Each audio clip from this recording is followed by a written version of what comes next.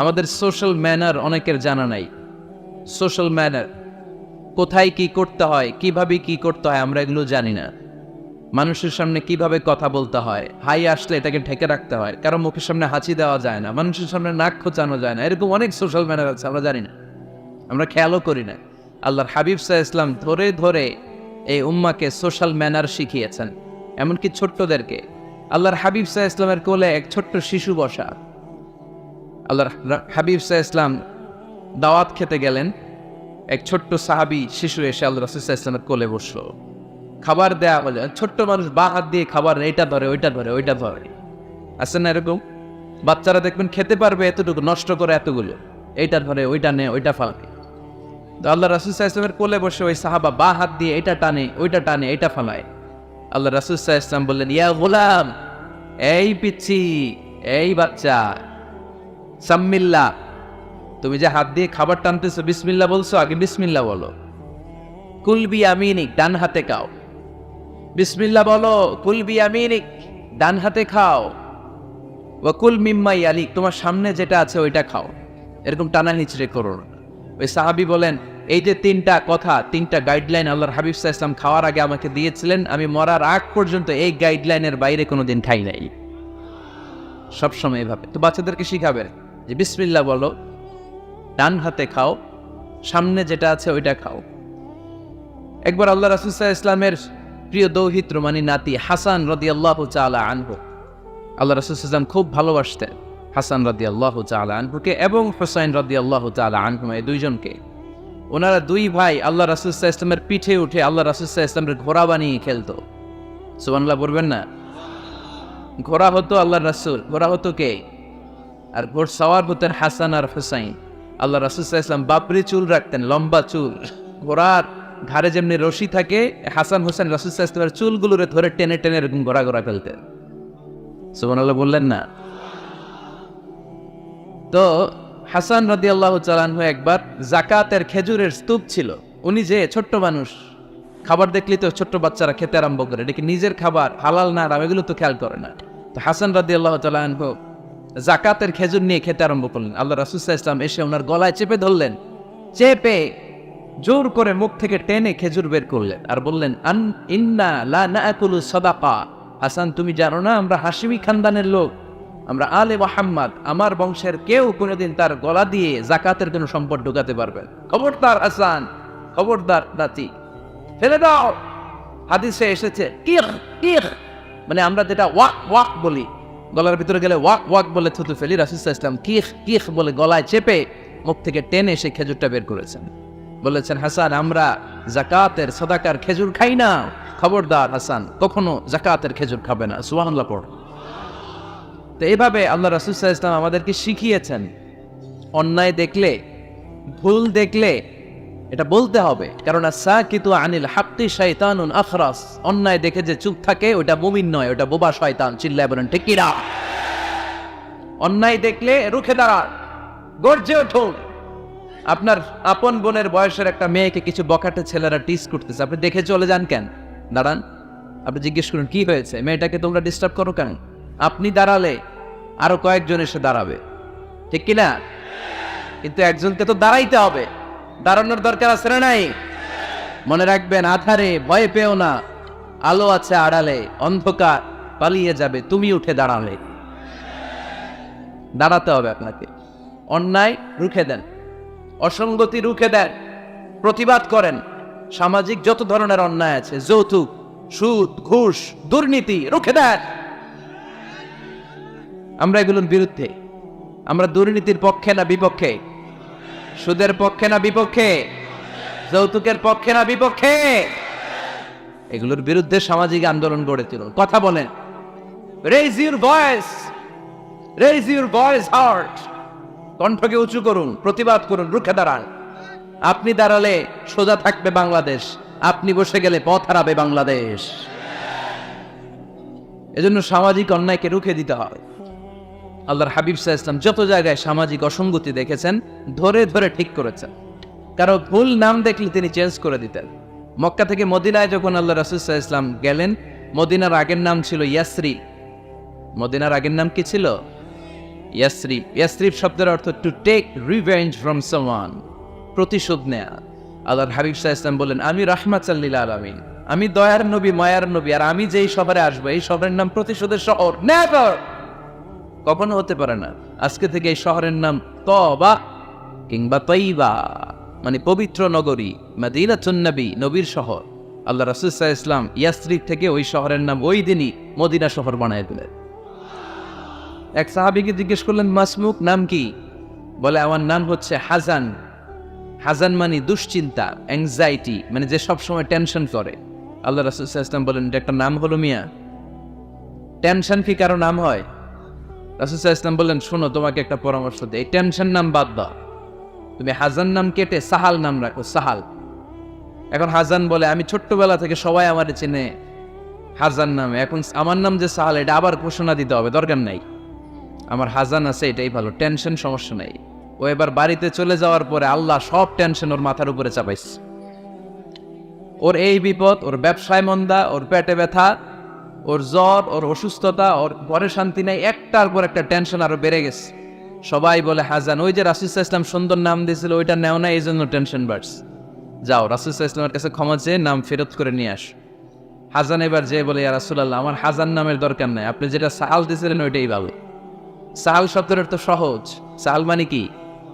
ওই সাহাল রাদিয়াল্লাহু তাআলা আনহু বলে, আমি রাসূল সাল্লাল্লাহু আলাইহি ওয়াসাল্লামের কাছে ক্ষমা চেয়ে ওনার দেয়া নাম নিয়ে আসলাম, সাহাল। তারপর থেকে সবাই আমাকে ডাকে সাহাল। সাহাল মানে সহজ।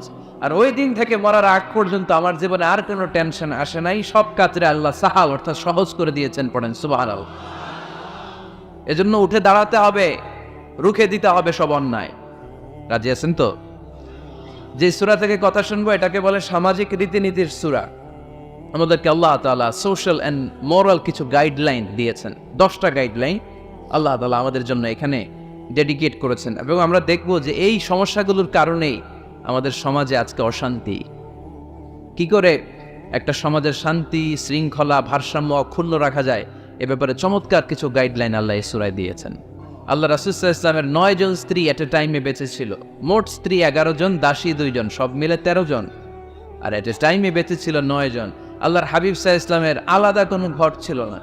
9 বিবিরে 9টা ঘর করে দিছিলেন, এগুলোরই বলে হুজরা। সুবহানাল্লাহ পড়েন। তো উনি যখন ওখানে থাকতেন, মাঝে মাঝে দূর থেকে কিছু বেদুইন লোকেরা আসতো, যাদের মধ্যে সভ্যতা ভব্যতা আসে নাই। এরা এসে আল্লাহ রাসূল সাল্লাল্লাহু আলাইহি ওয়াসাল্লামকে ডাকা শুরু করতো। আমরা আমাদেরকে যেমনে ডাকি, আপনার নাম যদি হয় আব্দুল্লাহ, আমি আপনার বন্ধু হলে আপনারা ডাকবো, ওই আব্দুল্লাহ এদিকে আয়। এভাবে ডাকবো না? বন্ধু তো, তুই আমার বন্ধু, আব্দুল্লাহ এদিকে আয়। আব্দুর রহিম আমার বন্ধু, তো আমি ডাকবো, এই আব্দুর রহমান এই। কিন্তু আল্লাহ রাসূল সাল্লাল্লাহু আলাইহি ওয়াসাল্লামের নাম হচ্ছে মুহাম্মদ, ওনারা কি ডাকা যাবে এই মুহাম্মদ এই? ডাকা যাবে? উনি কি আমাদের মতো মানুষ? উনি মানুষ, তবে অসাধারণ মানুষ, ঠিক কিনা? তো কিছু বেদুইন এসে দুপুরবেলা রাসূল সাল্লাল্লাহু আলাইহি ওয়াসাল্লাম বিশ্রাম নিচ্ছিলেন, তারা এসে বলতে আরম্ভ করলো, ইয়া মুহাম্মদ, ইয়া মুহাম্মদ, এই মুহাম্মদ এই, বের হও। আল্লাহ বরদাস্ত করলেন না। আল্লাহ বললেন, খবরদার, নিজেরা নিজেদেরকে যেমনে ডাকো নবীর ওইভাবে ডেকো না, তোমাদের সব আমল বরবাদ হয়ে যাবে। অপেক্ষা করো, অপেক্ষা করো, অ্যাপয়েন্টমেন্ট নাও, পারমিশন নাও, সালাম দাও। কার কথা? চিল্লায় বলতে হবে কার?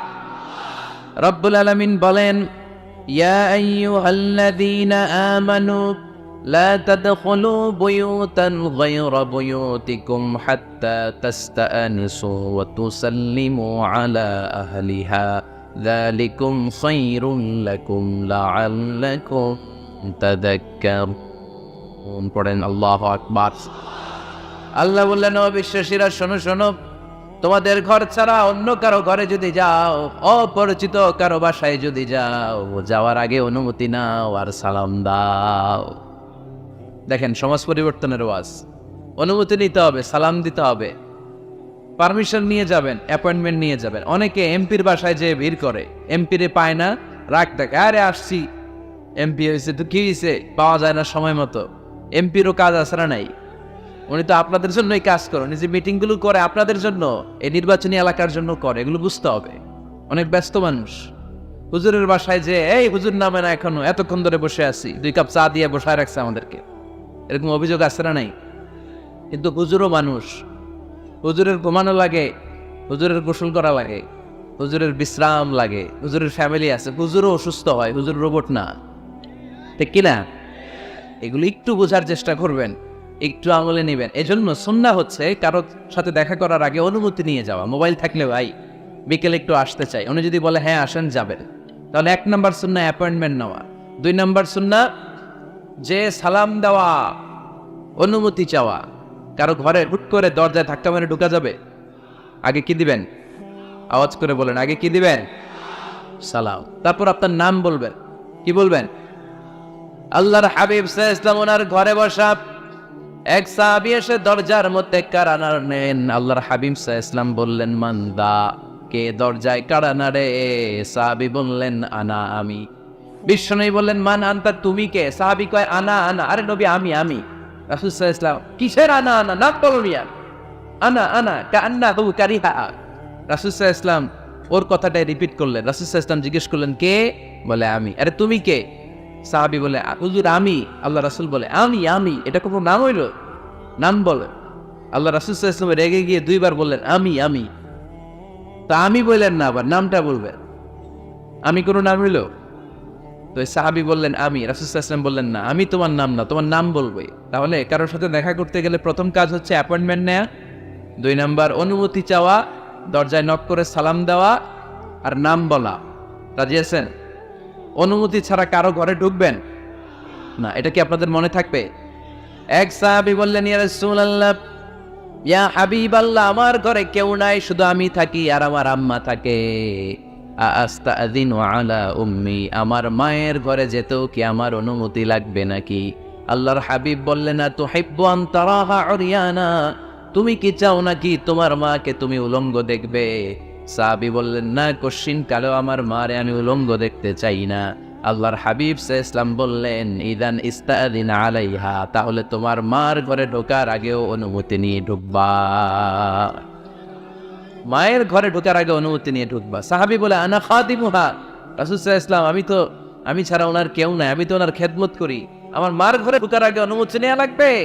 আল্লাহ রাসূল সাল্লাল্লাহু আলাইহি ওয়াসাল্লাম বললেন, হ্যাঁ, তোমার মায়ের ঘরে ঢোকার আগেও অনুমতি নেওয়া লাগবে।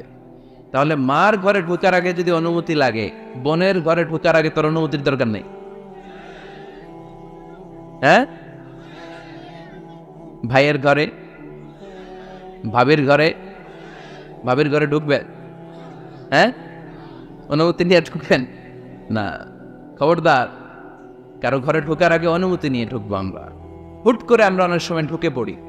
সে হয়তো বিশ্রাম নিচ্ছে, অল্প কাপড় পরে শোয়া, বা বিছানায় এমন ভাবে পড়ে আছে, ওই অবস্থায় সে কারোর সাথে দেখা করতে চাচ্ছে না।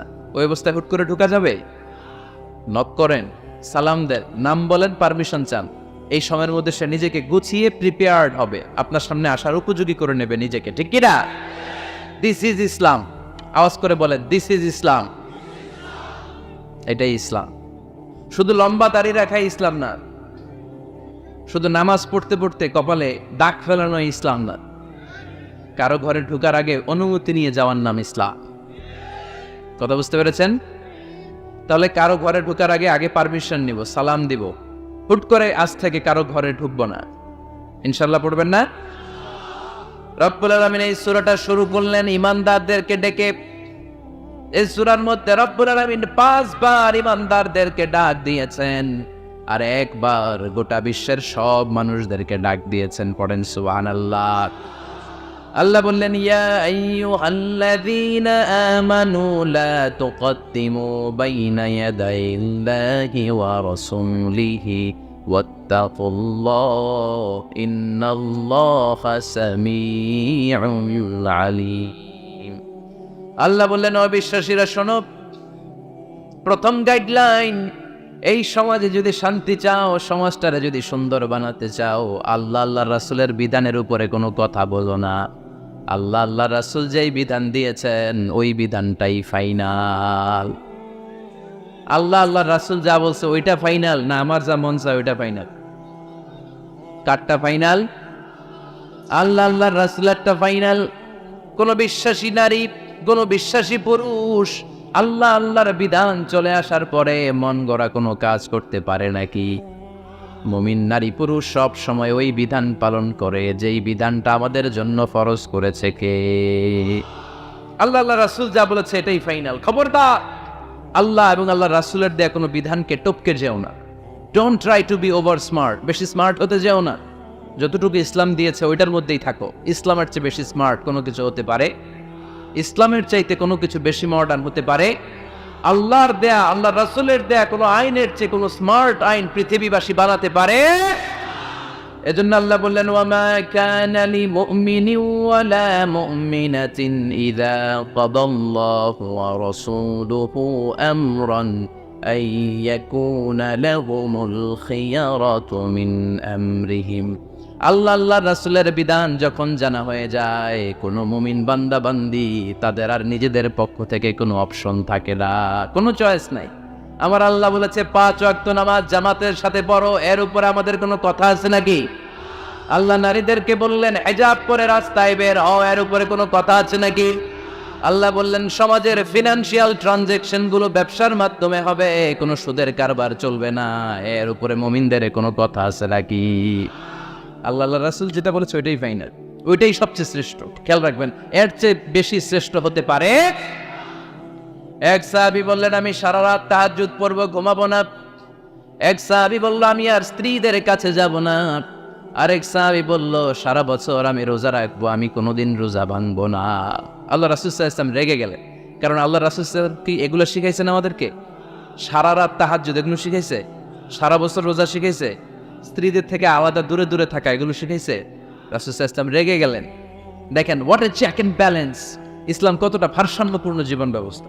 আল্লাহ রাসূল সাল্লাল্লাহু আলাইহি ওয়াসাল্লাম ডেকে বলেন, কার এত সাহস যে বলেছে সারা রাত তাহাজ্জুদ পড়বে? কই, আমি নবী তো সারা রাত তাহাজ্জুদ পড়ি না, আমি নবী তো তাহাজ্জুদও পড়ি আবার ঘুমাই, তো আমি ঘুমাইয়া আল্লাহর এত বড় প্রিয় বান্দা হতে পারি, তোমার সমস্যা কোথায়? আমি নবী হয়ে 11 জন স্ত্রীর সাথে মেলামেশা করতে পারি, তোমার মিশতে সমস্যা কোথায়? আমি নবী রোজা রাখি, আবার মাঝে মাঝে রোজা রাখি না, দিনের বেলা খাই, এভাবে মানতে তোমার সমস্যা কোথায়? ইন্নী লা আখশাকুম লিল্লাহি ওয়া আতকাকুম লাহু, আমি নবী সবার চাইতে বেশি আল্লাহরে চিনি। আমার নবীর চাইতে আল্লাহরে বেশি কেউ চিনে? আরে নবী তো আমাদেরকে আল্লাহকে চিনিয়ে দিয়েছে, চিল্লায় বলে ঠিক কি না? আমার নবীর চাইতে কেউ বেশি বুজুর্গ হতে পারবে না, আমার রাসূলের চাইতে কেউ বেশি আল্লাহ আল্লাহ হতে পারবে? তার মানে রাসূল যতটুকু শিখিয়েছে অতটুকুই শ্রেষ্ঠ। এটা টপকিয়ে এটার উপর দিয়ে অ্যাডভান্স হয়ে সামনে যাওয়া যাবে? বেশি বোঝা যাবে না। খবরদার, রাসূল যেটা শিখিয়েছেন অতটুকুর মধ্যে থাকতে হবে, তাহলে কল্যাণ আর বরকত দিবে কে? মাগরিবের ফরজ নামাজ কয় রাকাত? কয় রাকাত?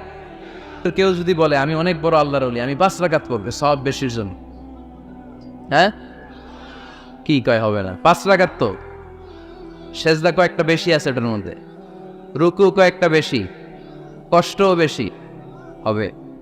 কথা কয় না হবে? রমাদানের 30 দিন রোজা রাখা ফরজ, আপনি যদি বলেন না রমজানে না রেখে এটা আমি শাবান জুলকাত জুলহাজ 3 মাস টানা 90 দিন রেখে দিব, বেশি রাখবো আমি, হবে? হবে, কারণ বেশি বুঝছে। কারণ কি? আল্লাহ রাসূলের চাইতে বেশি বোঝা যাবে, আল্লাহ রাসূলের চাইতে বেশি বুজুর্গ সাজা যাবে। খবরদার, never be advanced from Allah and his রাসূল। আল্লাহ এবং আল্লাহ রাসূলের চাইতে আমরা অ্যাডভান্স হব না। আল্লাহ আল্লাহ রাসূল যা দিয়েছেন ওইটাই ফাইনাল। ওইটা কি ফাইনাল? আওয়াজ করে বলেন ওইটা কি? তাহলে সামাজিক সুখ সম্প্রীতির প্রধান মাধ্যম হচ্ছে আল্লাহ আল্লাহ রাসূল যা বলেছে এটাই আমরা মানবো, এর উপর আমরা কোনো কথা বলতে চাই? এরপর আল্লাহ ইমানদারদেরকে আবার ডাক দিলেন, বললেন ইয়া আইয়ুহাল্লাযীনা আমানু লা তারফাউ আসওয়াতাকুম ফাওকা সাওতিন নবী, ও বিশ্বাসীরা খবরদার, আমার নবীর কণ্ঠের চাইতে তোমাদের কণ্ঠ বড় করো না। ঘোষণাটা কার? কারণ সাহাবারা আল্লাহ রাসূল সাল্লাল্লাহু আলাইহি ওয়াসাল্লামের চারদিকে এরকম ঘিরে বসে থাকতো।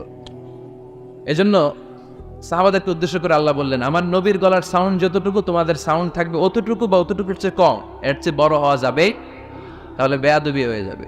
তাহলে কি হয়ে যাবে? বনু তামিম গোত্রের নেতা কে হবে? আল্লাহর হাবিব সাল্লাল্লাহু আলাইহি ওয়াসাল্লাম পরামর্শ করছিলেন। আবু বকর রাদিয়াল্লাহু তাআলা আনহু বললেন আমার মনে হয় এই লোকটা হইলে ভালো হয়। ওমরে ফারুক বলেন না, উনি না, আমার মতে এই লোকটা হইলে ভালো। সাইয়েদনা আবু বকর বললেন আরে না ওমর, তুমি বুঝো না, আমি যার কথা বলেছি সে হলে সবচেয়ে ভালো, তার মধ্যে নেতৃত্বের গুণ আছে। সাইয়েদনা ওমর ফারুক বলেন, না আপনি বোঝেন নাই, আপনার আমি ভালো বুঝছি, আমি যারে বলেছি সেই হবে নেতা। তর্ক আছে না নাই? এই তর্ক, কথার নাম কথা, কথার পিঠে কথা করতে করতে করতে করতে এনাদের মধ্যে একটা ঝগড়ার একটা ভাব। বিশ্বনবী বসা, এই ঝগড়া করতে করতে সাউন্ড বড় হয়ে গেছে, এই উনি হবে, উনি বলে না উনি হবে। বিশ্বনবীর কণ্ঠের চাইতে কণ্ঠ উঁচু হয়ে গেল, আরশের উপর থেকে একটা ধমক দিলেন কে? আল্লাহ বললেন, খবরদার লা তারফাউ আসওয়াতাকুম ফাওকা সাওতিন নবী, নবীর কণ্ঠের চাইতে কণ্ঠ উঁচু করো না। ওয়ালা তাজহারু লাহু বিল কওলি কাজহারি বা'দিকুম লিবা'দ আন তাহবাতা আমালুকুম ওয়া আনতুম লা তাশউরুন। নবীর কণ্ঠের চাইতে তোমাদের কণ্ঠ যদি উঁচু হয়ে যায়, তোমাদের সব নেক আমলগুলো আমি আল্লাহ বাতিল করে দেব। ধমকটা ছোট না বড়? ছোট না বড়? মনোযোগ আছে আপনাদের? যদি নবীর কণ্ঠের চাইতে তোমাদের কণ্ঠ বড় হয়, জীবনে যত ইবাদত করছো সব বাতিল, নামাজগুলো বাতিল, কাজে আসবেন। হজ করছো বাতিল, রোজা রেখেছো বাতিল, সব বাতিল। বেয়াদবি করেছো নবীর সাথে, চিল্লায় বলেন ঠিক কিনা? নবীর কণ্ঠের চাইতে নিচু হতে হবে কণ্ঠ। এই আয়াত আসার পরে সাহাবারা তো এমন ভয় পেলেন, এবার নবীর কাছেই কেউ আসে না। সুবহানাল্লাহ কইবেন না? ভয়ে আসে না, ভয়ে না জানি আমার কণ্ঠ আবার নবীর কণ্ঠের চাইতে উঁচু হয়ে যায়। ওমর ফারুক রাদিয়াল্লাহু তাআলা ডানে ঘুরে বায়ে ঘুরে কাছে আসে না। আবু বকর রাদিয়াল্লাহু তাআলা ডানে ঘুরে বায়ে ঘুরে কাছে আসে না। আল্লাহর হাবিব ওমর ফারুককে ডাক দিলেন, এই ওমর সামনে আসো, এদিকে আসো। ওমর ফারুক আসলেন, কিন্তু ওমর ফারুক এত আস্তে আস্তে কথা বলেন, বিশ্বনবী ওমর ফারুকের কথা কানে শোনে না। সুবহানাল্লাহ নাই? এত আস্তে আস্তে ওমর ফারুক কথা বলেন, বিশ্বনবী শুনতে পান না। ওমর কি বললা, একটু জোরে বলো না। ওমর ফারুক একটু জোরে বললেন, তাও শুনেন না। বিশ্বনবী বললেন, আরেকটু সাউন্ড বড় করে বলো, আমি তো শুনি না, জোরে বলো।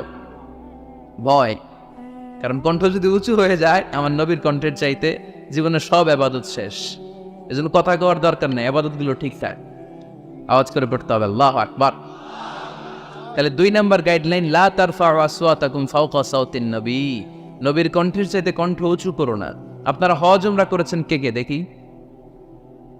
মাশাআল্লাহ, হাত নামান।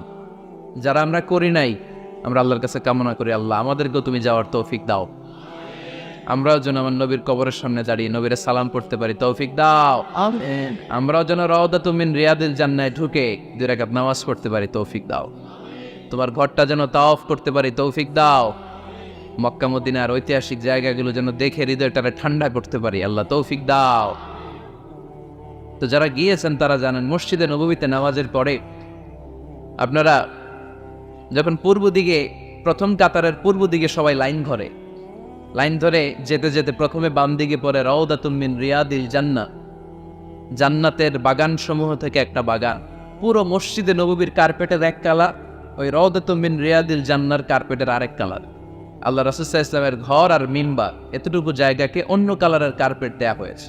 এটা দুনিয়ার বুকে জান্নাতের টুকরার মধ্যে থেকে একটা টুকরা। সুবহানাল্লাহ। হাজিরা খুব ভিড় করে ওইখানে নামাজ পড়ার জন্য। এটা বাম দিকে পাবেন। এরপরে যেতে যেতে কিছু দূর যাওয়ার পরেই বাঁ দিকে পাবেন বিশ্বনবী সাল্লাল্লাহু আলাইহি ওয়াসাল্লামের কবর, আল কবর আশ শরীফ। আমার নবী এখানে শুয়ে আছে। যেই নবীর কথা আজীবন ওয়াজে শুনলেন, যেই নবীরে নামাজের তাশাহুদে বসে সালাতু সালাম পড়ে শোনান, যে নবীর জন্য দেহের তাজা রক্ত আমরা বিলিয়ে দিতে রাজি, ওই নবীর কবরের সামনে যে যখন দাঁড়াবেন আর ভাববে আমার আর নবীর থেকে ব্যবধান 5-6 হাত, এইখানে আমার নবী শুয়ে আছে, এইখানে আমি, আপনি কি ধৈর্য ধারণ করতে পারবেন? কথা বলেন, নিজেকে সামলে রাখতে পারবেন?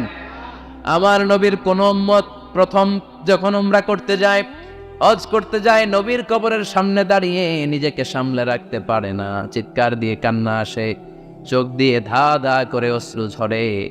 যেই নবীর ভালোবাসা আমার হৃদয়ের মধ্যখানে, আমার নবী নাকি শোয়া আছে এই জায়গায় আমার নবী শোয়া।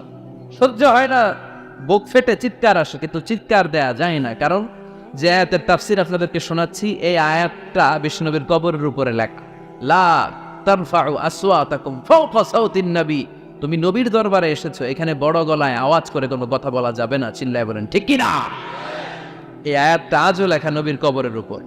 লা তারফাউ আসওয়াতাকুম ফাওকা সাওতিন নবী, এটা নবীর দরবার, এখানে চিৎকার চেঁচামেচি করে দুরূদ পড়া যাবে না, লাফালাফি করা যাবে না।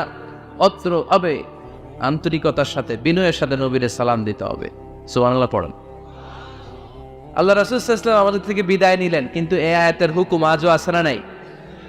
অনুরূপভাবে যারা আমাদের উস্তাজ, মা বাবা, আধ্যাত্মিক নেতা, ধর্মীয় গুরু, ইসলামী আন্দোলনের নেতা, তাদের সামনেও উচ্চবাচ্য করে আওয়াজ করা যাবে, তাদের সাথে ভদ্র ভাষায় কথা বলার দরকার আছে না নাই? তাহলে দুইটা গাইডলাইন আমরা পেলাম। প্রথম গাইডলাইন হচ্ছে আল্লাহ রাসূল যা বলেছে এটাই ফাইনাল। এটাই কি? কথা বোঝে নাই? আল্লাহ রাসূল যা দিয়েছে সেটা কি ফাইনাল। আর 2 নাম্বার হচ্ছে নবীর কণ্ঠের চাইতে কণ্ঠ উঁচু করা যাবে না। 3 নম্বরে আল্লাহ মুমিনদেরকে আবার ডাক দিলেন, বললেন ইয়া আইয়ুহাল্লাযীনা আমানু ইন জাআকুম ফাসিকুম বিনাবাইন ফাতাবায়ানু। কেউ যদি তোমাদের কাছে কোনো সংবাদ নিয়ে আসে, সংবাদটা বিশ্বাস করার আগে যাচাই করে নাও। আদেশটা কার? জোরে বলেন। আমরা কিছু শুনলেই বিশ্বাস করি, এরকম আছে না নাই? যা শোনে তাই বিশ্বাস করে, এরকম করা যাবে? তো কি করবেন তাইলে? হ্যাঁ, কি করতে হবে? ঠিক না বেঠিক? হ্যাঁ, ঘটনাটা ঠিক না বেঠিক এটা আমাদেরকে যাচাই করতে হবে। You have to justify the news, you have to verify the report. Whatever you found in social media or Facebook, don't share. Think twice before you share, man. Share করার আগে 2 বার ভাববেন যে শেয়ার করব কি করব না। একটা কিছু পাইলে শেয়ার মেরে দেয়, সে দিচ্ছে শেয়ার, তার বন্ধু দেয় শেয়ার, পুরা ফেসবুকের মধ্যে বাড়াবাড়ি আছে না নাই? আসলে এরকম কিছু ঘটেই নাই, আছে না নাই? খবরদার, আমরা খুব বেশি পছন্দ করি এই রুমর, গুজব ছড়ানোর জন্য বাংলাদেশের পৃথিবীতে 1 নাম্বার। আমাদের চেয়ে কেউ বেশি গুজব ছড়াতে পারে? আমরা কি গুজব মানব? গুজব এটারে আজকে আমরা নো বলে দিব। নো। কি বলবেন? এত আস্তে? গুজবকে আমরা কি বলবো? নো। গুজবে কান দিবেন না। প্রায় দেখবেন সোশ্যাল মিডিয়াতে অমুক নেতার গোপন ভিডিও ফাঁস। তো অমুক নেতার গোপন ভিডিও ফাঁস হয়েছে, আপনার কি সমস্যা? আপনার এত ভালো লাগে কেন? আপনার ভিডিও তো কয়েকদিন পরে ফাঁস হবে, তখন আপনি কি করবেন?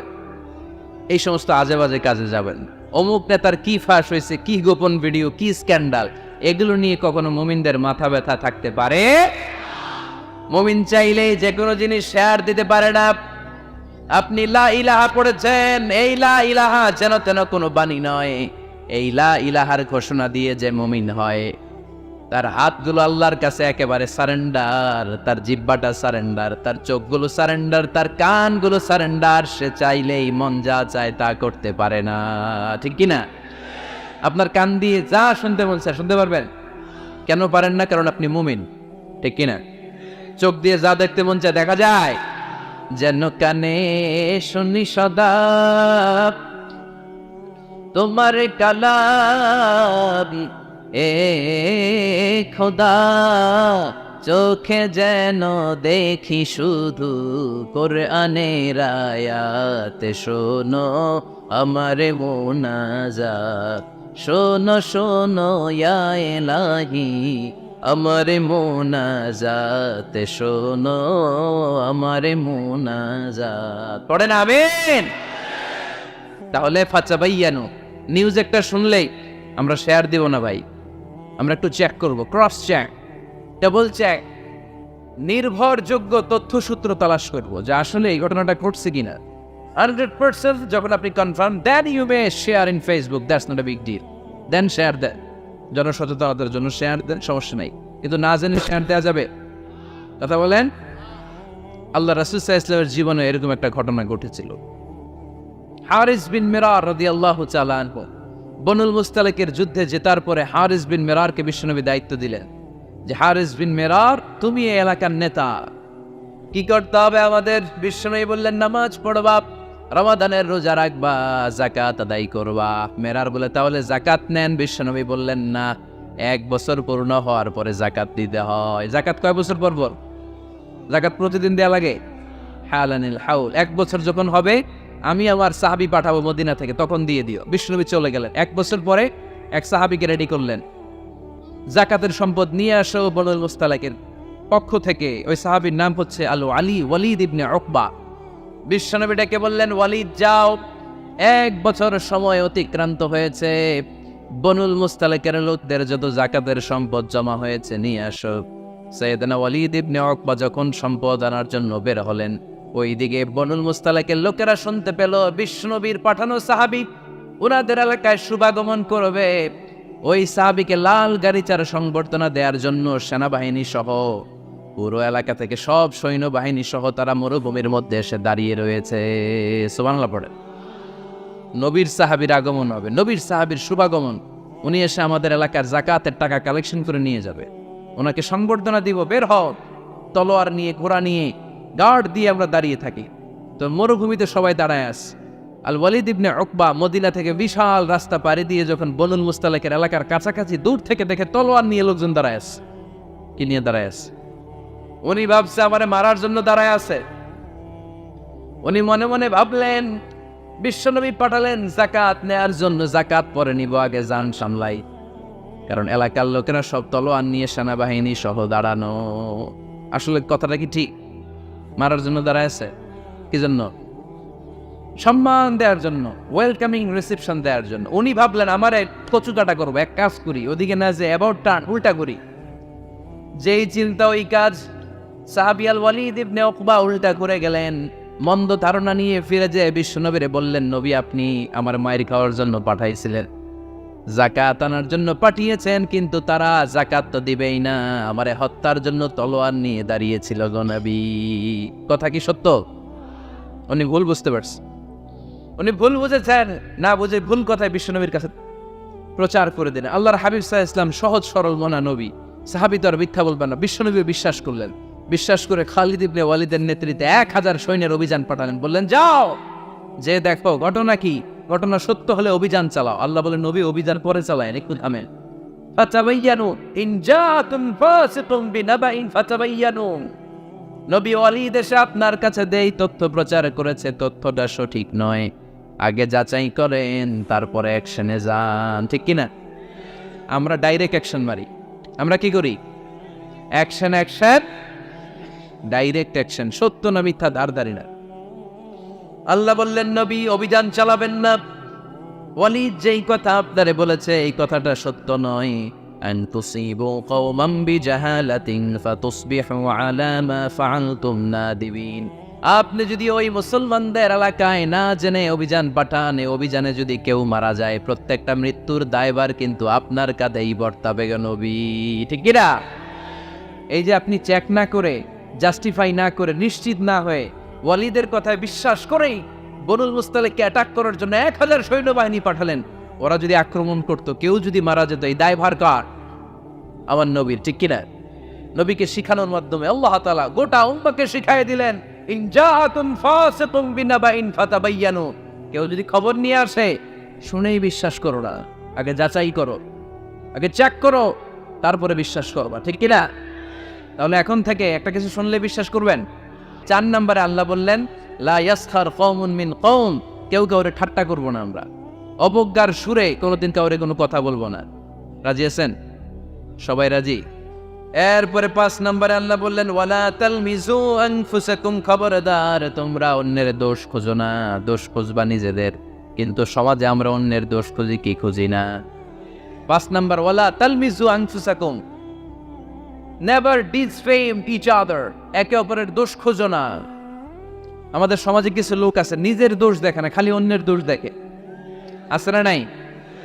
চায়ের দোকানে বসে বসে দেখবেন বলবে এই বাড়িতে এই সমস্যা, ওই বাড়িতে ওই সমস্যা, ওই বাড়িতে মারামারি, ওই বাড়িতে কাটাকাটি। তোর বাড়িতে কি সমস্যা ওইটা বল, তোমার বাড়িতে কি সমস্যা ওইটা বলো মিয়া। আছে না এরকম? এই হুজুর ভালো না, এই সমস্যা, ওই হুজুরও ভালো না, এই হুজুরও খারাপ, এই হুজুরের এই সমস্যা। তুমি হুজুরের কি সমস্যা? তুমি হুজুরের কি সমস্যা আগে জাতির কাছে ওইটা বলো। আগে নিজে ভালো হও, নিজে ভালো তো জগৎ ভালো। যেন খবরদার অন্যের দোষ খুঁজবেন না। এটা খুব বাজে একটা স্বভাব, খালি অন্যের দোষ খোঁজে। যে নিজে নিজের দোষ খুঁজতে পারে, যে নিজে নিজের সমালোচনা করতে পারে, সে সবচেয়ে বুদ্ধিমান। কারণ অন্যে কি করছে এই ব্যাপারে আপনারা ধরবে আল্লাহ। কথা বলেন না কেন? আল্লাহ আপনাকে ধরবে আপনার কি সমস্যা, আপনি কি করলেন, শুধু ওই ব্যাপারেই আপনি জিজ্ঞাসিত হবেন। এজন্য আল্লাহ বললেন তাদের উপর আমার লানত, তাদের উপর ধ্বংস, যারা প্রকাশ্যে অপ্রকাশ্যে অন্যদের দোষ খুঁজে বেড়ায়, দোষ বলে বেড়ায়, এরকম আছে না নাই? আল্লাহ লানত দিয়ে বললেন ওয়াইলুল লিকুল্লি হুমাযাতিন লুমাযা, গোপনেও দোষ খোঁজে প্রকাশ্যেও দোষ বলে, তাদের উপর আল্লাহ লানাত। হুমাযাতিন লুমাযা, এই লুমাযা শব্দ থেকে আল্লাহ এনেছেন ওয়ালা তালমিযু আনফুসাকুম, একে অপরের দোষ খোঁজো না, নিজের দোষ খোঁজো, সেই সবচেয়ে বুদ্ধিমান। তাহলে আমরা আত্মসমালোচনা করবে কি করব? খেয়াল রাখবেন, সবচেয়ে খারাপ হচ্ছে সমালোচনা। সবচেয়ে খারাপ কি? তারপর কিছুটা ভালো যেটা, সেটা হচ্ছে আলোচনা। সেটা কি? আলোচনা। সবচেয়ে ভালো হচ্ছে আত্মসমালোচনা। সবচেয়ে ভালো কি? তাহলে তিনটা বললাম। এক হচ্ছে সমালোচনা, আমরা করব না, আমরা করব আলোচনা, আর সবচেয়ে বেশি করব আত্মসমালোচনা, সেলফ ক্রিটিসিজম। রাতে ঘুমানোর আগে একটু ভাববেন কি কি ভুল করলাম, কাকে কাকে কষ্ট দিলাম, কি কি অন্যায় আজকে আমার দ্বারা হলো, কালকের দিনটা যেন আবার আজকের দিনের চেয়ে ভালো হয়। নিজের সাথে নিজের এরকম বোঝাপড়ার দরকার আছে না নাই? আমরা যেন আত্মসমালোচনা করি ফরিদপুরের ভাইয়েরা, অন্যের দোষ যেন না খুঁজি। Small people talk about people, যারা নিচু মনের মানুষ এরা শুধু মানুষের দোষ খুঁজে বেড়ায়, মানুষ নিয়ে কথা কয়, এই মানুষ, এই মানুষের সমস্যা, এই সমস্যা।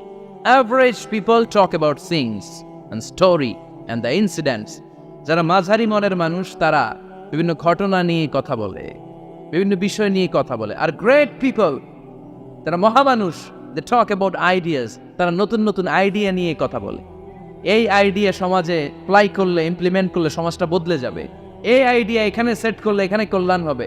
বড় মনের মানুষরা আইডিয়া নিয়ে কথা বলে। এখন দ্য ডিসিশন ইজ ইয়োর্স, সিদ্ধান্ত আপনার।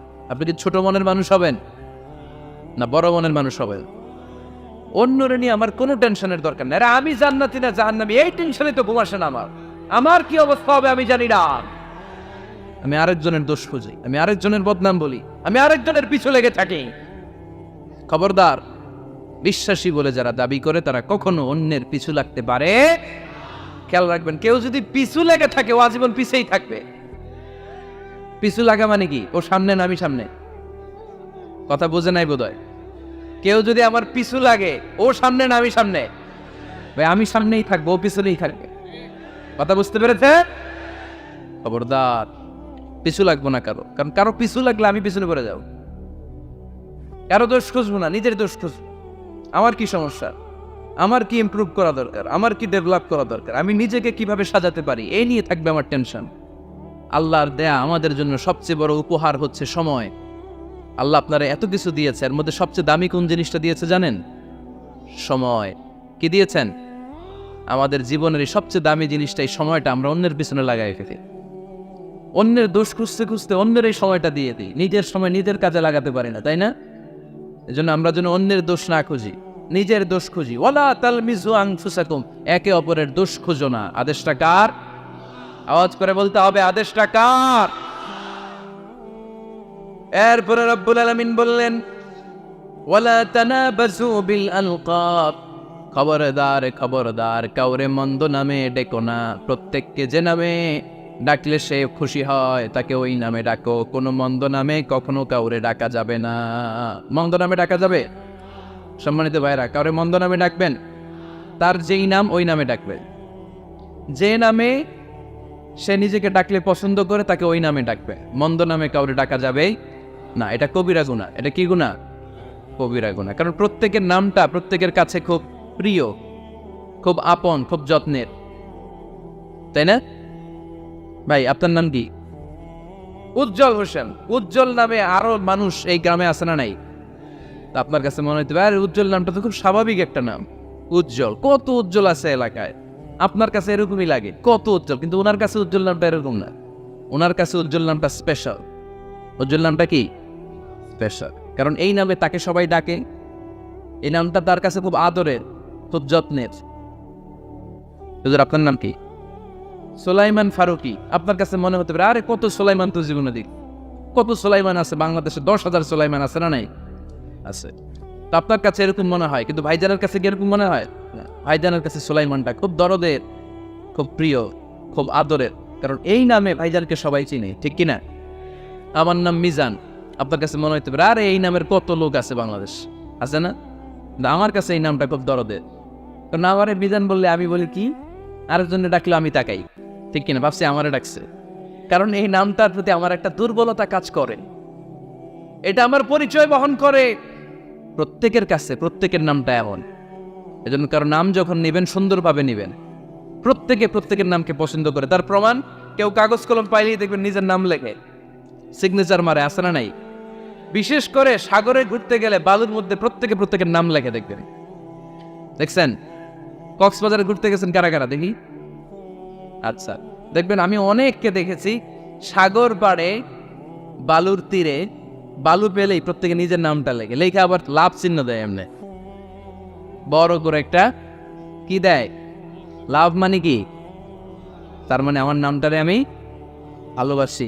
প্রত্যেকের নামটারে বড্ড ভালোবাসি। এজন্য কখনো এই রোহিঙ্গা, ফয়নির্ভূত এগুলো বলবে না। আর যার যেই নাম, ওই নামটা সুন্দর করে ডাকবেন। আল্লাহ বললেন, ওয়ালা তানাবাযু বিল আলকাব, মন্দ নামে কখনো কাউকে ডেকো না, সুন্দর নামে ডাকো।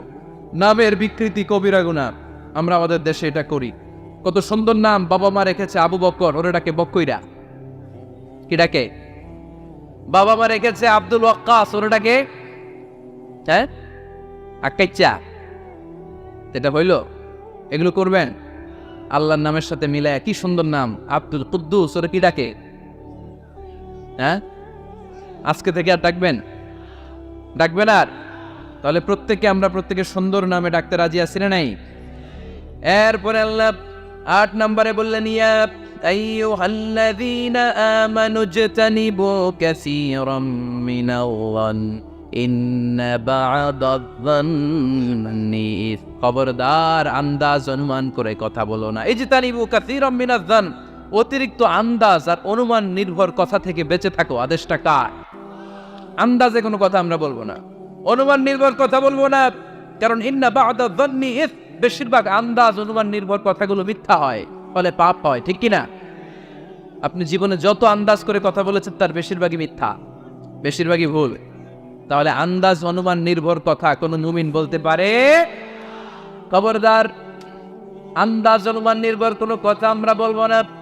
আল্লাহর হাবিব সাল্লাল্লাহু আলাইহি ওয়াসাল্লাম বলেছেন, ইয়াকুম ওয়ায-যান ফা ইন্নায-যান্না আকযাবুল হাদিস, তোমরা ধারণা করা থেকে, অনুমান নির্ভর, আন্দাজ নির্ভর কথা থেকে বেঁচে থাকো, কেননা আন্দাজ নির্ভর কথাগুলো হচ্ছে মহাপাপ।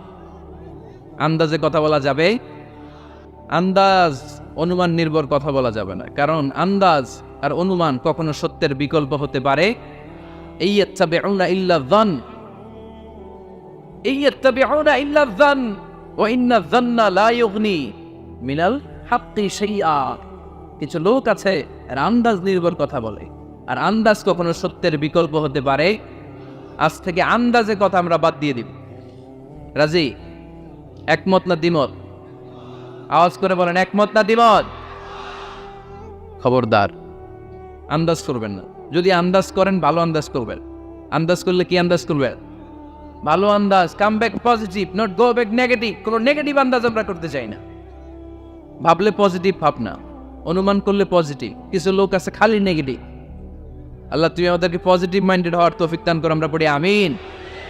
এই দেশে যে কি পরিমাণে আন্দাজে কথা চলে, চলে না? আপনি দেখলেন আপনার এক বন্ধু রিকশায় করে এক মেয়েকে নিয়ে ঘুরে বেড়াচ্ছে, এটা দেখেই এসে বলা শুরু করলেন, আমি তো দেখছি আমার বন্ধু প্রেম ভালোবাসা শুরু করছে, এক মেয়ের নিয়ে প্রেমে পড়ে গেছে, আমার বন্ধু তো প্রেমে হাবুডুবু খায়। কেমনে বুঝলি? কারণ আমি নিজ চোখে দেখেছি। মেয়ে নিয়ে রিকশায় ঘুরতেছে, বান্ধবীর নিয়ে, প্রেমিকারে নিয়ে রিকশায় ঘুরে। এমনও হতে পারে আপনার বন্ধুর পাশে রিকশায় যে মেয়েটা বসা ছিল সেটা তার আপন বোন, হতে পারে না? তার পাশে যে মেয়েটা বসা ছিল এটা তার আপন ভাগ্নি, হতে পারে তার আপন খালা, হতে পারে না? ও কিছু হয় নাই, আপনার গুনার পাল্লাকে আপনি ভারী করেছেন, ঠিক কিনা? কারণ ঠোঁট কালো দেখলে আমরা আন্দাজে বলি লোকটা মনে হয় সিগারেট খায়, আছে না নাই? সিগারেট না খেয়েও ঠোঁট কালো হতে পারে কি পারে না? বিয়ের পরে যদি কেউ হুন্ডা কিনে, বিয়ের পরে যদি হুন্ডা কিনে, কিসের হুন্ডা? এই দেখছেন, আন্দাজে মেরে দিছে যত। তো ও যখন ফোনটা পাইছে বা কিনছে বা পুকুর থেকে আনছে, কত টাকা খরচ করে কিনলো, কেমনে আনলো, কিস্তিতে আনলো না সরাসরি আনলো, মাথার গাম পায়ে ফেনে আনলো না বন্দুকটা চালাইতেছে, জানেন আপনি? এগুলো ধারণা করেন কেন? আন্দাজে আন্দাজে ধারণা করেন কেন? আজকে থেকে আন্দাজের গোষ্ঠী গিলাই আমরা। আন্দাজে কথা বলা যাবে? খবরদার। ইজতানিবু কাসীরাম মিনাজ যান। ভাই, এগুলো করে আমরা আমাদের সমাজটারে জাহান্নামের টুকরা বানিয়ে দিয়েছি। আর কত? না, অনেক হয়েছে, এবার থামেন, থামেন, স্টপ, থিঙ্ক টুয়াইস। একটু ভাবেন কি বলছি আমি। প্রতিটা কথার জবাবদিহিতা সেদিন চাইবে কে? এজন্য 8 নম্বরে বললেন আন্দাজে কথা বলো না। 9 নম্বরে আল্লাহ বললেন ওয়ালা তাজাসসু, গোয়েন্দাগিরি করো না। গোয়েন্দাগিরি আছে না নাই? সামাজিক ভারসাম্য শৃঙ্খলার জন্য গভর্নমেন্টের যে গোয়েন্দা, ওইটা না, ওইটা ঠিক আছে। মদিনায় ছিল ওমরে ফারুকের গোয়েন্দা, আল্লাহ রাসূলের গোয়েন্দা। আমরা নিজেরা ব্যক্তিগত দায়িত্বে যে গোয়েন্দাগিরিটা করি, কারো জানলার ফাঁকা খোলা থাকলে চোখ দিয়ে যে উকিটা মানি, ওইটা নিষেধ। ওলা তাজাসসু, গোয়েন্দাগিরি করো না। কিছু লোক আছে দেখবেন, এরা ফিসফিস করে কি যেন বলতেছে, উনি কান পেতে আছে, এবার আছে না নাই? তো এরা কি বলে এটা নিয়ে আপনার তো ইন্টারেস্ট কেন? ছিদ্র থাকলে অনেকে ওই দিক দিয়ে চোখ দেয়, আছে না নাই? টিনের ঘরের ছিদ্র, ওদিক দিয়ে চোখ দিতেছে। বিষ্ণু বলছেন কোন ছিদ্র দিয়ে যদি কেউ চোখ দেয়, গোটা বের ওর চোখটা না করে দাও। বাংলাদেশে যদি দেন, এই দেশে বিচার নিতে পারে যে কেন চোখ না করলেন। কিন্তু মদিনার সমাজে কেউ অন্যায়ভাবে কারো ঘরের ছিদ্র দিয়ে চোখ দেওয়ার কারণে যে চোখ গোতা মেরে চোখ নষ্ট করে দেওয়া হয়, তার জন্য কোনো বিচার নয়। কারণ তুমি অপরাধী, তুমি এত ছিদ্রান্বেষী কেন? জানলা খোলা থাকলে উকি মারে, মানুষের গোপন চিঠি পড়ে, আসে না নাই? কারো চিঠি যদি পান, খুলে দেখবেন কখনো? কারো মোবাইল পেয়ে গেছেন, ওরে পাইছি বড় ভাইয়ের মোবাইল, দেখি তো গ্যালারিতে কার কার ছবি, আসে না নাই? না, করা যাবে না। কারো ফেসবুকের ভেতরে ঢুকেই সে কার সাথে চ্যাটিং করলো, মেসেঞ্জারে কি বললো, এগুলো দেখবেন না, এগুলো হারাম। তার ইনবক্স চেক করবেন না, কারো গোপন চিঠি দেখবেন না, কারো বেশি ব্যক্তিগত ব্যাপারে প্রশ্ন করবেন না। করা যাবে? অনেকে আছে খালি ব্যক্তিগত প্রাইভেট ম্যাটারে নাক গলায়। ভাই, বাড়ি কই, কি চাকরি করে, সরকারি, বেতন কত? ভাবি কি করে? আপনার ভাবিও চাকরি করে, ভাবির বেতন কত? ভাবির বেতন কত? এটা দিয়ে তোমার কি লাভ? ঠিক কিনা? ইত্যাদি ইত্যাদি ইত্যাদি।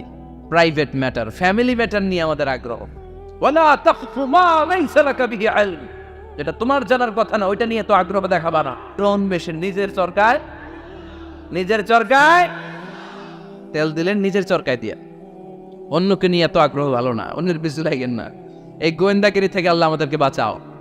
মানুষের প্রাইভেট ম্যাটার নিয়ে যেন আমাদের কিউরিসিটি না থাকে। Everyone has a privacy, a private own space, and no one should interfere someone own space, কারণ নিজের স্পেসে যে ইন্টারফেয়ার করা এটা হারাম। সব শেষে আল্লাহ বললেন ওয়ালা ইয়াগতাব বা'দুকুম বা'দা আইয়ুহিব্বু আহাদুকুম আন ইয়াকুলা লাহমা আখিহি মাইতান ফাকারিহতুহু, খবরদার খবরদার, একে অপরের গীবত করো না। গীবত আছে, এটা একটা মহামারী। গীবত হচ্ছে মহামারী, বাংলাদেশের জাতীয় রোগ। আমি নাম দিয়েছি বাংলাদেশের জাতীয় শারীরিক রোগের নাম হচ্ছে ডায়াবেটিস, ঠিক কিনা? আর এই মানসিক সবচেয়ে বড় রোগ বাংলাদেশের হচ্ছে গীবাত। এটা হুজুর থেকে আরম্ভ করে, আলেম থেকে শুরু করে, সাধারণ মানুষ থেকে শুরু করে, নেতা নেত্রী থেকে শুরু করে 17 কোটি মানুষ খুব মজা পায়, রসগোল্লার চেয়ে মজা। আপনার ইবাদতগুলো দিয়ে দিচ্ছেন সব আরেকজন, যার ব্যাপারে আপনি গীবত করতেছেন। আপনার হজ কষ্ট করে মিনায় ধাক্কাধাক্কি করে যে হজটা করছেন, ধাক্কাধাক্কি করে হাজরা আসওয়াদের চুল্লুটা দিয়েছেন, আরাফাতের ময়দানে চোখের পানি যে কান্নাটা করেছেন, এই সব সবগুলো আপনি তার আমলনামায় তুলে দিয়েছেন। তার ব্যাপারে গীবত করে, চগলখড়ি করে, তার কথা আরেকজনের কাছে লাগিয়ে, ওর কথা আরেকজনের কাছে লাগিয়ে, এই যে সমাজে গিরিঙ্গি লাগালেন আপনি, এই যে সামাজিক ভারসাম্য রক্ষা করলেন, আপনার সব ইবাদতগুলো আল্লাহ ভাগ করে ওদের আমলনামায় তুলে দিয়েছে। খবরদার, মরা ভাইয়ের গোশত খাওয়ার চেয়ে বড় অপরাধ।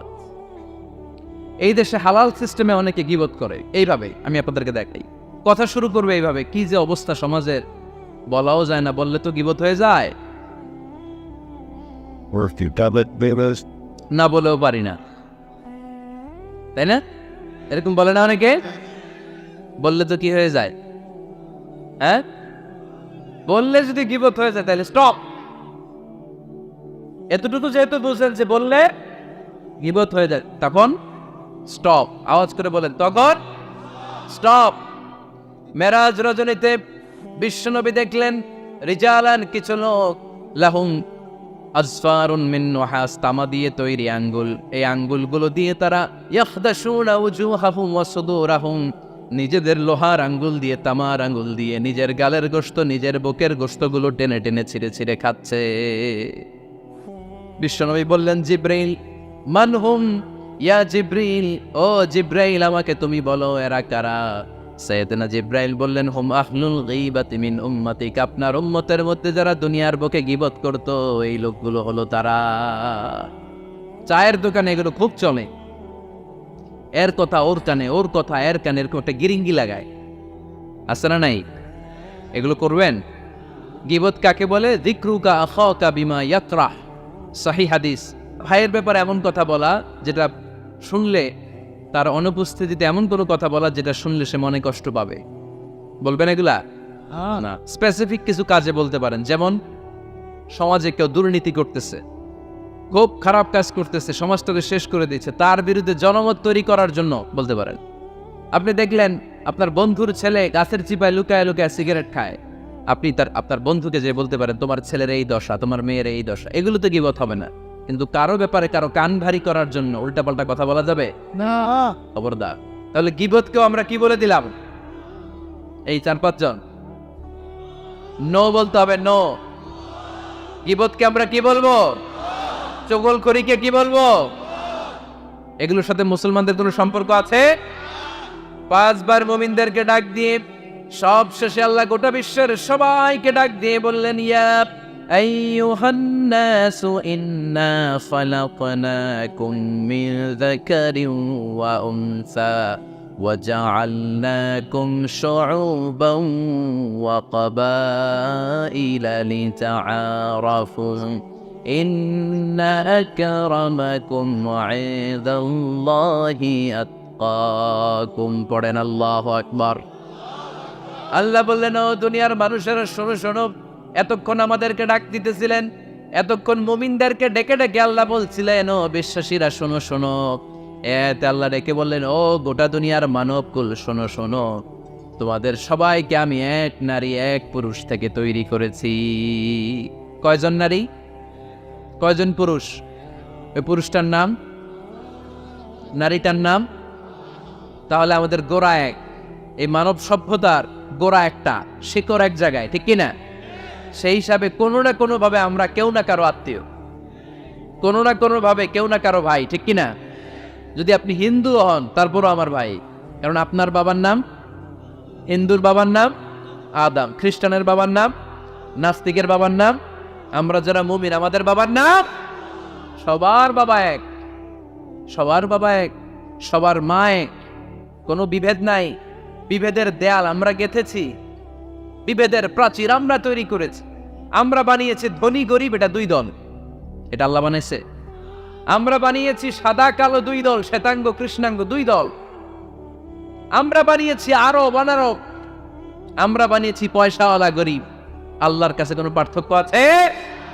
আল্লাহ বললেন, ধনী বলো গরিব বলো, রাজা বলো ফকির বলো, সাদা বলো কালো বলো, আমি আল্লাহর দরবারে পার্থক্য নাই। আমি আল্লাহর কাছে যদি কেউ সেরা হতে চায়, তার অন্তরে লাগবে তাকওয়া, মানে আল্লাহর ভয়। যাদের হৃদয়ে আছে আল্লাহর ভয়, তারা কবু পথ ভুলে যায় না। আল্লাহর প্রেম ছাড়া এই দুনিয়ায় কারো কাছে কোনো কিছু চায় না। রাতের আধারে যারা সেজদাতে রয়, 2 চোখের স্রোতে নদী যেন বয়। ছলনার হাছানি যতই আসুক, পেছনে ফিরেও সে তাকায় না। যাদের হৃদয়ে আছে আল্লাহর ভয়, তারা কবু পথ ভুলে যায় না, ঠিক কি না? এজন্য আল্লাহর ভয়, তাকওয়া, আল্লাহর ভয় যদি অন্তরে থাকে, সেই আল্লাহর কাছে সেরা। এছাড়া আল্লাহর কাছে কারো কোনো আলাদা মাতব্বরি নাই, ঠিক কি না? তার প্রমাণ আমরা যখন নামাজে দাঁড়াই এলাকার সবচেয়ে ধনীটাও দাঁড়ায়, তার পাশে রিক্সাওয়ালাও দাঁড়ায়। আমরা যখন নামাজে দাঁড়াই, মালয়েশিয়াতে মাহাতির মোহাম্মদ যখন দাঁড়ায় তার পাশে আমিও দাঁড়াই। আমরা যখন নামাজে দাঁড়াই, প্রেসিডেন্ট যখন দাঁড়ায় তার পাশে কুলিওয়ালা, ঠেলাওয়ালা, রিক্সাওয়ালাও দাঁড়ায়। আমরা যখন নামাজের কাতারে দাঁড়াই, ধবধবে সাদা লোকটা যেমনি দাঁড়ায়, কুৎসিত কালো লোকটাও আমার ভাই আমার পাশে আল্লাহর জন্য নামাজে দাঁড়ায়। এজন্য কোনো পার্থক্য নাই, পার্থক্য আমরা বানিয়েছি। আমাদের কোরআন কয়টা? প্রভু কয়জন? তাহলে পার্থক্য করেন কেন? আমাদের নবী কয়জন? কাবা কয়টা? তাহলে পার্থক্য করলেন কেন? আমাদের প্রভু এক নবীর উম্মত, জীবন বিধানে কই শিবানী কোরআন। তবে কেন এক নও হে মুসলমান, এক হও করিয়া হবা। এই আহ্বানের সাথে সবাই একমত? বাইতুল্লাহ এক, মদিনা শরীফ এক, উহুদ পাহাড় এক, বদরের মাঠে। একটা তো জীবন আর মরণ যে একটাই, একসাথে মিলে মিশে একটাই প্রাণ। তবে কেন এক নও হে মুসলমান, এক হও করিয়া আহ্বান। ঠিক কিনা? আমরা এক হতে চাই, আমরা বিচ্ছিন্ন থাকতে চাই না, কাদা ছোড়াছড়ি করতে চাই না, আমরা মিলে যেতে চাই। মিলতে চান? মিলতে চান?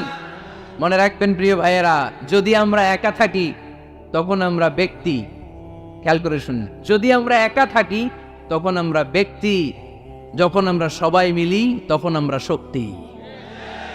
এজন্য ঐক্যের কোনো বিকল্প নাই, ভ্রাতৃত্বের কোনো বিকল্প নাই, আমাদের মাঝে কোনো ভেদাভেদ নাই, আমরা সবাই এক, আমাদের রব একজন। চিল্লায় বলেন ঠিক কিনা? এজন্য এই বিভেদের দেয়াল, বিভেদের প্রাচীরকে ভেঙে গুড়িয়ে দেন। ঐক্যের পথে যেন আমরা হাঁটি, আমরা যেন কাদা ছোড়াছুরি না করি। আর সামাজিক ভারসাম্য, সুখ, সমৃদ্ধি এগুলোকে অটুট রাখার জন্য আল্লাহ যে সামাজিক 10টা মোরাল অ্যান্ড এথিক্যাল গাইডলাইন দিয়েছেন, এগুলো যেন আমরা মেনে চলতে পারি। রাজি আছেন সবাই?